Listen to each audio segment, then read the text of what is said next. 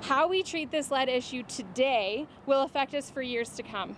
It will affect our children, especially the most vulnerable ones. State lawmakers, representatives of community groups, and health advocates are putting pressure on city officials to do more about lead exposure in Buffalo housing.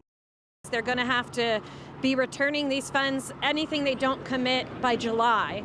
But what we want to see is some of what we've been asking for years. Fully implement the proactive rental inspection program, get into people's units, see where the conditions are unsafe. A $2 million grant from the U.S. Department of Housing and Urban Development was meant to help meet the city's goal of making 110 homes lead safe.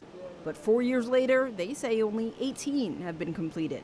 State Assembly member John Rivera, joined by State Senator April Baskin, compared Buffalo's program to our neighbors to the east. And all you have to do is look at Rochester that have practically an identical law to what we have in the city of Buffalo, and they are inspecting hundreds, if not thousands, of more housing. The grant complements Buffalo's proactive rental inspection program, a law passed in 2020 that mandates inspections in rental units built before 1979. So this is kind of two failures coming together. The failure to do the inspection program, which also meant they weren't making referrals, they weren't signing people up to qualify for these repair grants. But in a statement to Two on Your Side, the city said the program saw a, quote, measurable increase in applications after a 2024 extension was granted. HUD has denied a second extension, and the city admits, quote, no further extensions of the grant will be permitted.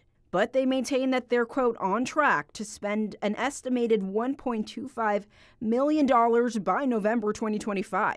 And they say the suggestion that the city has been inactive or negligent is inaccurate.